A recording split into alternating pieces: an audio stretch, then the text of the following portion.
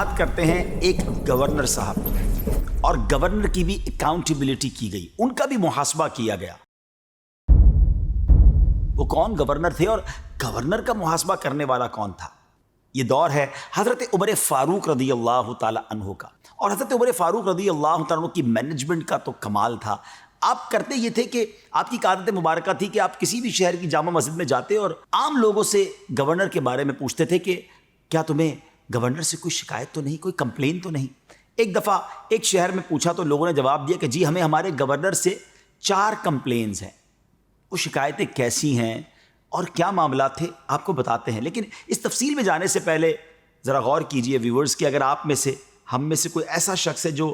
اپنی ذمہ داری پوری کرنے میں اسے کوئی مشکل آتی ہے تو غور سے سنیں اس واقعے کو، پھر غور کریں کہ کیا واقعی میری مشکلیں ایسی ہیں، اور اگر ایسا لگتا ہے کہ میری مشکلیں تو کچھ بھی نہیں ہیں تو پھر کوتاہی نہیں کرنی ہے، ہمت کریں اور اپنی ذمہ داریاں پوری کریں۔ اللہ پاک نے جن کو منصب دیا ہے، جن کو موقع دیا ہے، اقتدار دیا ہے، اپنی ذمہ داریوں کو پورا کریں۔ اب اس علاقے کے گورنر کون تھے؟ حضرت سعید بن عامر رضی اللہ تعالیٰ عنہ تھے۔ وہ 4 کمپلینز کیا تھی ناظرین؟ پہلی کمپلین لوگوں کو یہ تھی کہ حضرت سعید بن عامر جو ہے وہ فجر کے بعد نہیں ملتے بلکہ اشراق چاشت کے بعد ملتے ہیں۔ دوسری کمپلین یہ تھی کہ وہ رات کو نہیں ملتے۔ تیسری کمپلین یہ تھی کہ وہ ہفتے میں 1 دن لوگوں سے نہیں ملتے، اور چوتھی کمپلین یہ تھی کہ وہ کبھی کبھی بے ہوش ہو جاتے ہیں۔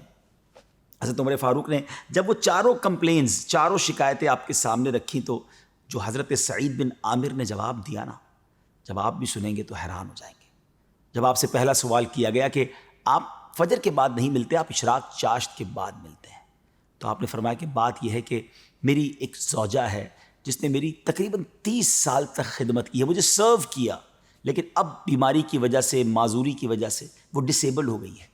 اور اب میں نماز فجر کے بعد ان کے لیے ناشتہ بناتا ہوں، ان کی کچھ خدمت کرتا ہوں، اور ان کے کپڑے بھی دھوتا ہوں، اور اس کے بعد میں لوگوں سے مل پاتا ہوں، اس لیے مجھے تھوڑی سی تاخیر ہو جاتی ہے۔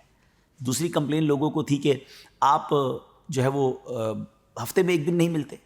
تو آپ کہتے ہیں کہ اے امیر المومنین، میں گورنر ضرور ہوں مگر ساتھ غریب بھی ہوں، میرے پاس پہننے کو یہی ایک جوڑا ہے،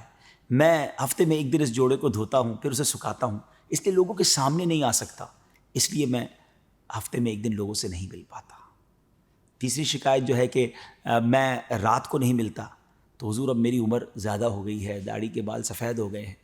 اور مجھے ڈر لگتا ہے کہ کہیں اللہ کی بارگاہ میں قیامت کے دن پکڑا نہ جاؤں، تو میں رات بھر اللہ کی عبادت کرتا ہوں، سارا دن تو مخلوق کے ساتھ ہوتا ہوں مگر رات میں نے اللہ کے لیے وقف کر دی ہے، وہ رات اللہ کی عبادت میں، گریہ وزاری میں، دعاؤں میں گزارتا ہوں تاکہ رب کریم میری بخشش فرما دے۔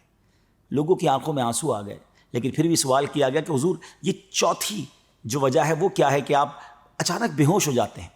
تو آپ فرماتے ہیں کہ میری عمر 40 سال ہو گئی ہے، اور کبھی کبھی مجھے اپنے 40 سال کی زندگی کے بارے میں غور کرتا ہوں تو 40 سال کے گناہ یاد آتے ہیں کہ میں نے 40 سال میں نہ جانے کتنے گناہ کیے ہوں گے،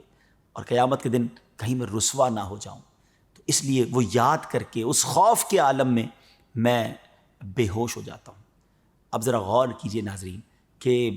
یہ ہے اللہ والوں کی شان۔ سیدنا امیر المومنین حضرت عمر فاروق کی بارگاہ میں آپ نے پھر یہ عرض کیا کہ اے امیر المومنین، ان شکایتوں کے نتیجے میں جو میری سزا بنتی ہے وہ مجھے آپ دے دیں۔